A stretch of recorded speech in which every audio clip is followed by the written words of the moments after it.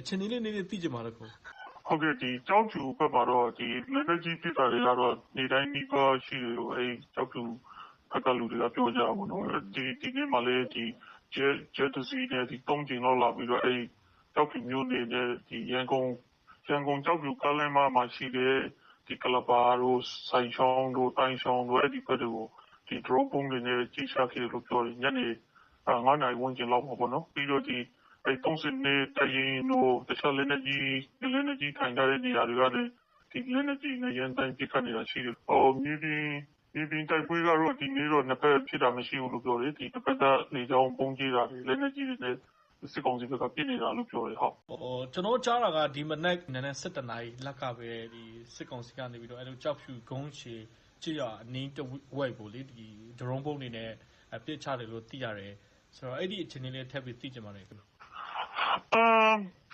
အကြီးကတော့ဘေးရွာကိုပြစ်တယ်လို့ကြီးကြတော့သိပြောလို့မရဘူးပေါ့နော်ဘာဖြစ်လို့ဆိုတော့အဲ့ဒီရွာတွေမှာလည်းလူတွေလည်းမရှိကြဘူးဆိုတော့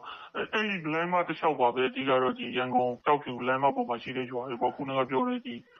ဆိုင်ချောင်းတို့တိုင်းချောင်းတို့ဆိုလေကုန်းချွင်တို့လည်းဆိုတိတ်မဝေးဘူးပေါ့လေမိုင်းအားဖြင့်ဆိုလို့ရှိရင်လေ5 မိုင်လောက်ပဲရှိတာဆိုတော့အဲ့ဖက်တစ်ချက်တွေပေါ့ကုန်တော့ဟုတ်တိုက်ပွဲ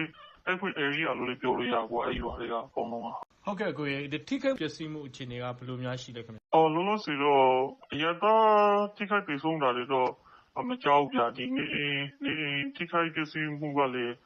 မြေပြင်ကိုတော့မကြည့်နိုင်တော့တိကျတော့မသိကြဘူးဟာဒီရွာကိုကြီးသွားဆိုတော့မသိကြဘူးပေါ့နော်အဓိကတော့ဒီအဲ့ဖက်တစ်ဝိုက်ကိုကြီးတွေလောက်ပဲသိရတာဆိုတော့လေဟုတ်ပုံကျစ်ခံရတဲ့ဒေသခံတွေကရောလက်ရှိနေတာပေါ့လေသူတို့ရဲ့အခြေအနေကဘယ်လိုများရှိနေလဲပေါ့အဲ့ဒီဖက်တစ်ချမ်းကရွာတွေကတော့တော်တော်များကတော့ဒီစီရေးတတိပေးကလေးကအကုန်လုံးကဒီပေးလို့ရတယ်ကိုဖြစ်ဖြစ်တင်းဆောင်နေရဆိုလေအဲ့ရွာတွေမှာတော့လူတွေမနေကြတော့ဘူးပေါ့မနေ့ကညနေကပဲစစ်တပ်ကနေပြီးတော့စစ်ကောင်စီဘက်ကနေပြီးတော့သူတို့ပြစ်ခတ်ရက်စစ်တယ်ရက်ပေါင်း20ရက်စစ်တယ်ဆိုပြီးတော့အဲ့လိုပြောတယ်ပေါ့လေဒါပေမဲ့ဒီနေ့ပဲပြစ်ခတ်မှုတွေထပ်လုပ်တယ်ဆိုတော့ဒီပုံမှာကဘာများပြောချင်လဲခင်ဗျအဓိကတော့စစ်တပ်ကဒီပါဇက်ထိရှိတာတခြားပြောနေတာပါဘယ်တော့မှယုံရတဲ့ဒီအဖွဲ့အစည်းလို့မဟုတ်ဘူးပေါ့နော်ဒီအခုလေအဲ့လောက်ငလျင်ကြောင်းမြန်မာနိုင်ငံမှာလူတွေထောင်လေးရှိပြီးပြည်နေတယ်သူများနိုင်ငံတွေကလာပြီးတော့ KCA တွေလုပ်ပေးနေကြတယ်ရှိမှာစစ်ကောင်စီကဒီ KCA ကို